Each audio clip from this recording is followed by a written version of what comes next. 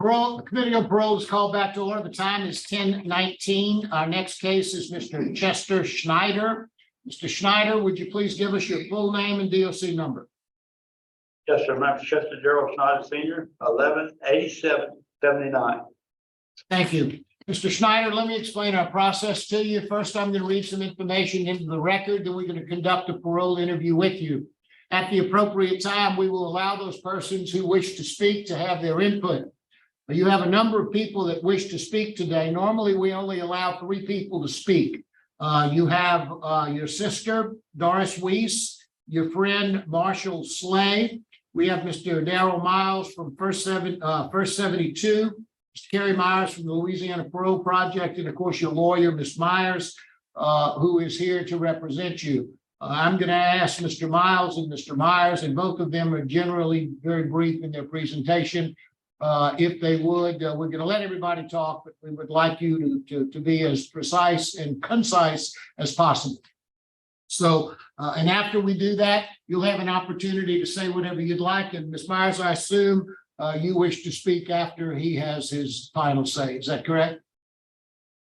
Yes, sir. Thank you. Okay. Why don't you go ahead and make an appearance for the record, please? Good morning, Honourable Committee. My name is Amy Myers and I'm a pro bono attorney with the Parole Project representing Mr. Schneider.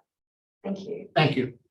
This is Chester G. Schneider Jr., DOC number 118779, date of birth October the 7th of 1959. He's a 7th class felony offender. He has a parole eligibility date of January the 8th of 2023, an adjusted good time date of January the 7th of 2054, and a full term date of January the 8th of 2063. He is currently serving a 60-year sentence on the charge of first-degree robbery and attempted first-degree robbery. Is that information accurate, Mr. Schneider? Yes, sir. I'm senior. I'm not junior, sir. I was my son on it. I'm sorry, it does say senior. Okay. I just can't read. All right. I didn't want to get my son. Okay, well, thank you.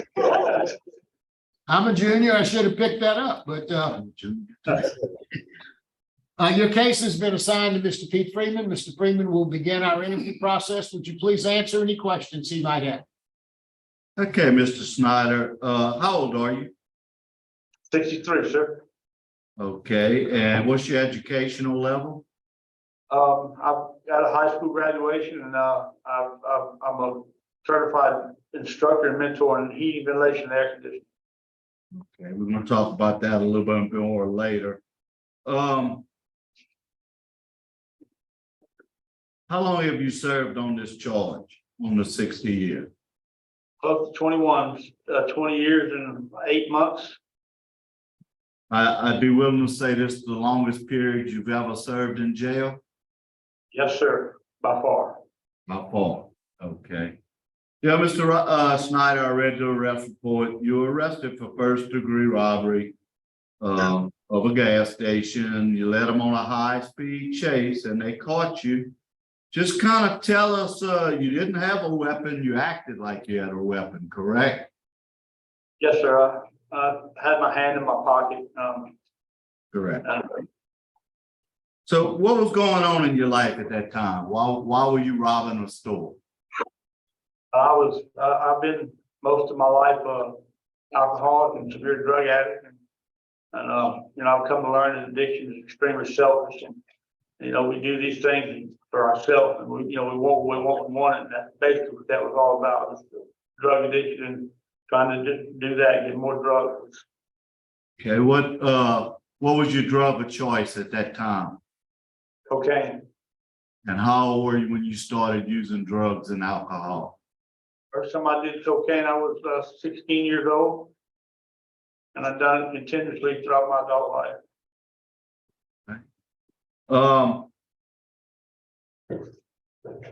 I've seen you've taken a ton of classes, a lot of them dealing with drugs. You took Living in Balance 1 and 2, Thinking for a Change, Celebrate Recovery.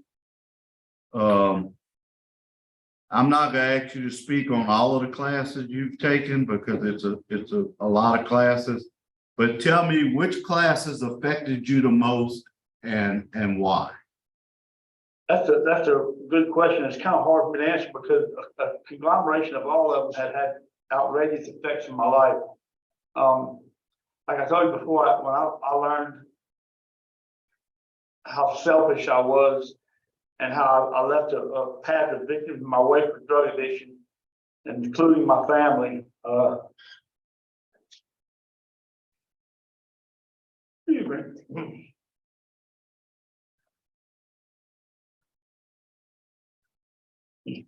I mean, drug addiction caused me to have the ones that love me most, the worst. And when I realized that, things even changed my life. And AA and AA has been a great help to me. But living in freedom, living in balance, and victims impact, and all of them, I mean, have made a huge impact on my life and who I am today. I can't single out one because all of them were so wonderful. I mean, I couldn't really pick out which one done what, because I got something out of all of them, and they made me who I am today, and I'm thankful for that. Okay, what would be your sobriety plan if you got out? What are you gonna do to assure this board that you could do your best to remain sober? I'm gonna attend church in Mandeville with the church that comes up here and does Living in Freedom. I'm going to help facilitate and attend Sobriety Recovery. I'm going to attend AANA. I'm Catholic, and I've not talked, but I've got the addresses for some of the Catholic dioceses there where I can find out where the AANA programs are. I'm going to continue doing that, and there's so many other things, community service I like to do. I mean, my belief today is if you don't give back, you're coming back. And that's not, if I come back, I want to come back to help. I want to come back to lead people. I don't want to come back like I am today. Okay. I looked at your supervision record. It wasn't the best, that's back when you were on drugs, but you've been revoked 3 times. You absconded a couple times. You tell this board, why should we give you a chance today? If I was in your shoes, I don't know that I can answer that. I don't know that I would be willing to put my neck on the line for anybody, especially when you see, my past. Drug addiction has been a terrible thing in my life, and that's why I constantly speak about how selfish it is. And I never had any long-term treatment, and the treatment that I did have, I was just a dry drunk. You can see in my record where I go 2 or 3 years good, and then I get in trouble. I go 2 or 3 years and I get in trouble. I was just a dry drunk. I never worked 12 steps. I never admitted that I was powerless over an addiction and that I was unmanageable. I thought I was perfectly manageable. And it goes talks about to bring me back to sanity. I never thought I was insane. I thought I was doing just fine. I drink, I get drunk, I fall down, I get up, no problem. And that's kind of where I felt. Today, especially since I've learned more, this victim impact, this victim awareness, that is so key to everything. Like on every board, I teach AFAC, in every classroom I ever had, I got no more victims at the top part of that board. And I mean that to the bottom of my heart. That's what hurts me the most is the people I've hurt. I used to say I'd never hurt nobody. I never physically harmed anybody, but when I learned that I did help hurt people in more ways than I can even imagine, that traumatized me, and that'll never happen again. Whether you release me or not, I'm still going to be the same man that I am today. I'm going to continue to help. I'm going to continue to do what I can do to help young men be better men. Okay. How many children do you have? I've got 4 boys, sir. Are you in contact with your children? I've talked to them frequently. One of them is the news anchor at WLX-TV in Biloxi. A couple of them are just one's in Illinois, and they're kind of scattered around. When I was in Gold, they came to rodeo every year, and I got to see them because they come together. All the brothers, they all come at one time. But I've got 13 grandkids now. Most of them I don't even know, and hopefully I'm gonna be able to be a part of their lives. If not, I understand. I wasn't there, but that's. My grandkids is going to be my life. Okay. You know, you do have a long criminal history. We kind of discussed that. I looked at some things, you had a pretty rough upbringing, huh? Yes, sir. Kind of touch on it for us. I mean, don't go into great detail, but kind of touch on your upbringing. I had a brother who was a mean, hateful individual. And he put me and my sister was there and others through a lot of things. And, you know, back in the 60s, you know, I used to throw rocks at them and run, call them hippies and dope heads and run. And one day they grabbed me and held me down and shot drugs in my arm. I was just a child. It scared me. I thought I was going to die. I went and told my father what happened. He beat me for lying on my brother. And that was a continuous thing. And then I had a sister that died when I was young, and that just wrecked my mother and father. And from that point on, an older sister raised us. My parents became alcoholics, and I was raised in bar rooms. And my sister and I are here today. We, at 12 and 13 years old, was serving beer to my parents when they closed the restaurant down, and drinking ourselves and getting drunk, getting sick. And I mean, that was my entire childhood. And please understand, I'm not making no excuse for anything I've done wrong. Because everything I've done wrong, I knew it was wrong. My childhood was rough, but I don't want this board to think that's an excuse, because I don't believe that. I believe that man knows right from wrong, no matter how your childhood was. And it was drugs, it was selfish drug addiction is why I made those choices, and I didn't care about what happened to anybody else. It was me. That's not the same today. I care about everybody. These guys that I help in school, man, look, it cheers my heart when they tell me how well they're doing. That's a blessing for me. That's what's making me who I am today. I need to note for the record that you had some law enforcement opposition. You also had some victim opposition. There's not much you can do about that. We see that you got a letter for employment, offering you a job upon your release, which is good. It looks like a good job. Yes, sir. You know, it's just not just a laborer job. So that's well. Who you gonna live with? I'm going to Parole project, and I'm gonna stay there as long as I'm able, till I know for sure that I'm good. And from that point, I have a home available to me that I don't have to pay rent for the first month I get on my feet. And if that don't work out, I'm going to First 72 is who want to make me welcome, and I love those guys at First 72, and I'm going to make sure that my life is where it needs to be before I step out on my own. I want to be around people that I can be accountable to. You know, if I need help, I need somebody. I want somebody to be there that I can call and talk to. And First 72 and Parole project is my goal, and that's what I want to do. That's where I'm going. It's a good program. I see you have a few health problems. What are your health problems? Diabetic. I got, thank God, the Department of Correction basically saved my life with the hepatitis C, and I was actually the first person in the state of Nevada to get treated, because Warden Kane made sure I got Harvoni, because I built a school and an air school in Angola that really got some notoriety. We worked really hard, and it turned out really well, and he helped me. That was before they had the generic Zephyr, and they gave me that, and I had stage 4 cirrhosis, and I was on my way out, and that kind of brought me, and I shook back, and so I've got a rash because the poison got my blood system. So for the last 7, 8 years, I've had to deal with this fungal rash from that poison. The Department of Correction just gave me the medicine 3 weeks ago to get rid of that, and it's moving rapidly. So, but diabetes really is the only thing, and I don't have to take insulin every day. It's getting better. Okay.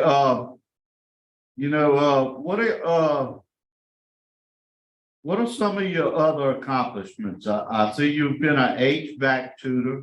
What other community service have you done in the prison? I've facilitated a lot of different classes.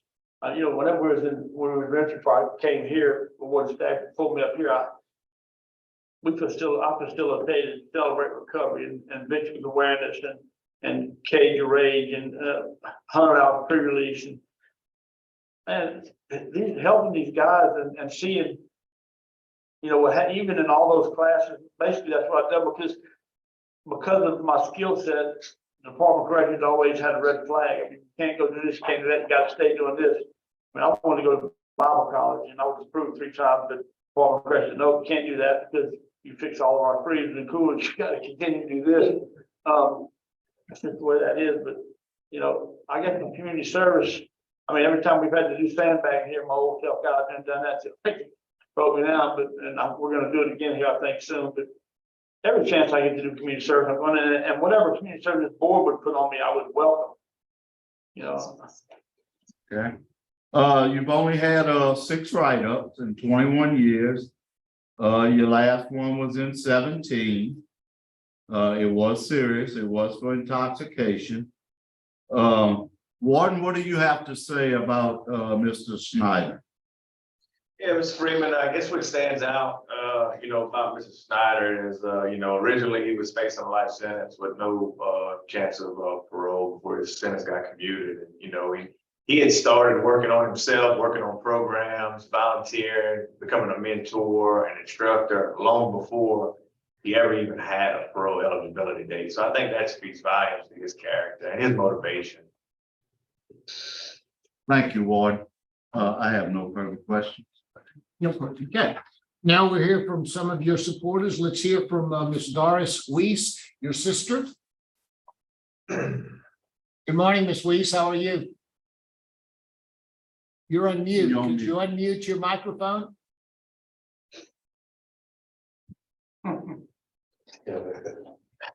I'm like you. I wouldn't know how to do it either. I've never done it before. There you go. Hi, We good can hear morning. you now. If you'll introduce yourself, please, and tell us what you'd like us to know about your brother. I'm Doris Schneider Weiss, and I am the baby of the family. He is the closest one my age, so we was really, really close as we grew up. And we had a hard time. Him a little bit more than me because he was a boy and I was the baby. But we kind of lost mom and dad whenever my sister died. And we kind of raised ourselves, which he went a different way than I did, of course. I didn't like the drug part. It kind of scared me. And so I like Donny Osmond instead of the bad music. I mean, I finished school with honors and a scholarship. I tried to do everything that they didn't do, all the kids in front of me.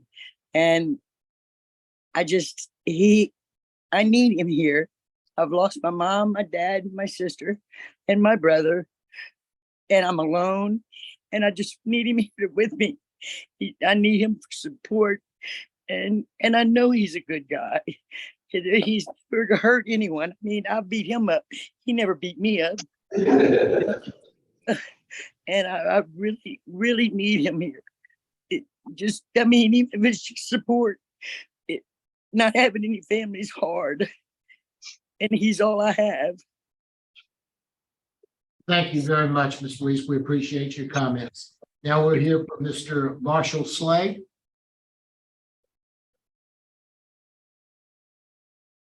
Mr. Slay, are you there? Thank you and all. Judge Marabella, if it's possible, Chris Lease would like to make a brief comment instead of Mr. Slay. If Okay. possible. What's your name, sir?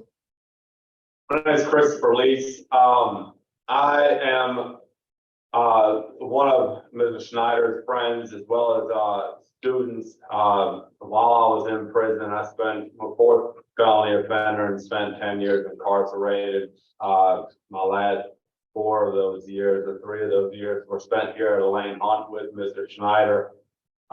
This man has made a huge impact on my life as far as the career path I took whenever I got out.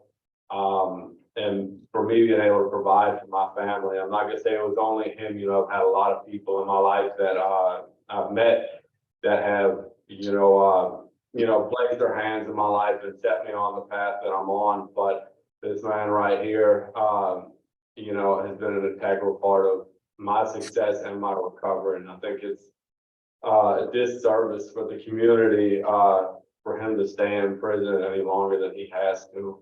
But that's all I got. Thank y'all. Thank you very much for your comments, sir. And now we hear from Mr. Darrell Miles.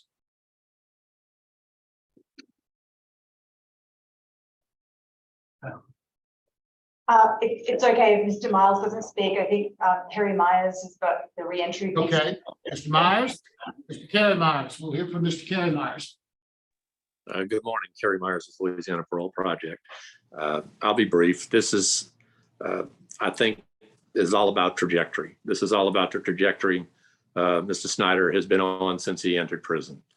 And I think his record, his accomplishments, his programs, his mentorship, his community service, his willingness to address his known issues, admit his known issues, address his known issues, the work he has done.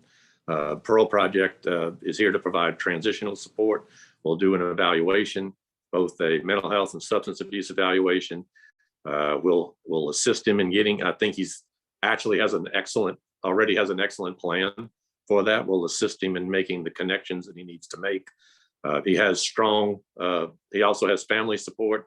He has community support. He has employment support. And when he already has a long-term residence waiting for him when he's completed our program. So I would just ask this board to look at the trajectory he's been on and grant his parole today. Thank you, Mr. Myers. We always appreciate your comments. Mr. Schneider, is there anything you'd like to say before we turn it over to Ms. Myers? Yes, sir, I would. You know, what I would like to do is sit here for hours and talk to you about the path that I took to get where I am. Because it's a path that if a lot of people would consider, it would change their life. You know, the victims in my case, I would never want to pay restitution. I mean, I took a $20 bill from that man, but if you even add interest and $20 bills over 20 years, it's nothing. So I feel I owe him much more than that. Unfortunately, Mr. Matthew passed away a few years ago for some other illness, and I am so sorry that I put those people through what I did. I think Mr. Warren told my attorney that he even dealt with some fear, and that's a ripple effect of something like that happens. That happens to you, you're like, well, man, can I go to a store? Is this going to happen? Is this guy really, the next one may really have a gun? Man, I don't want that. I don't want to do that to anybody. You know, when I said before, I never physically hurt anybody. I don't want to hurt anybody in any way. I never want to have another victim. And, you know, my attorney has worked diligently for 5 years pro bono, and I thank her and all these people spoke on in the board. I appreciate so much the opportunity. And Ward Boyle, Ms. Ward Bucker's here. These people are changing the face of this prison, making it possible for people to have change, because when it's chaotic and drugs everywhere, it's hard for guys to make change. It's hard for them to accept the fact, well, if I start running this program, these guys aren't going to look at me like this. They're going to look at me like, man, he is making it possible for that to happen here. And that is a blessing. And I just wanted to make sure that I said that I appreciate it, and the board and everybody that's helped me. Thank you so very much. Thank you very much, sir. Ms. Myers? Yes, sir. Thank you. You see all of the emotion that Mr. Schneider is expressing today, and he expresses his emotion well now, because part of his recovery has been to feel his feelings. And it is difficult to feel the weight of all the people that you've let down, and yet see all these faces of people showing up to support you, even after having been gone for so long. Those of us who love people with addiction understand the devastation and precarity of it, but 6 years is no small accomplishment. For those of us who love people, we wish that we could see 6 years from people that we love. And it's a credit to Mr. Schneider and this institution that he's been able to achieve that. 20 years out of 60 years is a third of the time he was given, but his 2 convictions in this case were non-unanimous jury convictions. A lot of his priors would now be misdemeanors. That doesn't amount to a resentencing, but it's something to consider about the seriousness here. These former students and friends have traveled hours today to be here, and they're faithful and loyal friends that will be there for Mr. Schneider if you release him on parole for him to complete his 60 years. Mr. Schneider's in good enough health to be able to work for another 5 or 10 years. So I pray that he's given that chance and not kept here so long that he doesn't have a chance to work. We respectfully ask you to grant Mr. Schneider's request to complete his 60 years in the community. Thank you. Thank you very much, ma'am. Panel ready to vote? Yes, sir. Mr. Freeman? Okay, Mr. Schneider, not a lie to you. When I first looked at your case and I saw 7 felony offender, I was kind of like, oh Lord, but I'm gonna tell you something. You are what rehabilitation is all about. Got in there, you took it serious, you did what you needed to do. I very much enjoyed this interview today. You have great support out there. Listen to them. A lot of them been there, done that. Yes, You don't seem like the type of person that's a know-it-all. So, you know, there's still stuff to learn out there. My vote today is to grant and that you attend 3 AA meetings a week. And once you're finished with the parole project and you get out on your own and you're back in your community, I would like for you to give it your parole officer to speak to at-risk youth. I think you have a great story to tell from when you were a child all the way up, because we have a lot of kids that have gone through the same situations that you have. And it's tough, very tough. So that's my vote today. Good luck to you. Thank you, Mr. Freeman. Ms. Wise? Mr. Chester, I concur with my colleagues. When I read and so forth and so on, I thought the same thing. But one of the things that impressed me off the top was the police report where the teller told you, get out of here. So you must have been a nice guy. Come in and offer you $20. They're like, you must have been a nice guy in the community. Then it was confirmed when your sister said you let her beat you up. So you really were a nice guy on the inside. The opportunities and the environment were just different. So I wholeheartedly vote to grant. And then what the warden said, you just continue to being a nice guy and start volunteering as soon as you got there. And I'm looking forward to reading and hearing great things of the impact that you're going to have in the community. Best wishes to you, sir. Thank you, Ms. Wise. Mr. Schneider, you have 2 votes to grant your parole. I agree with my colleagues and all the things that they've said.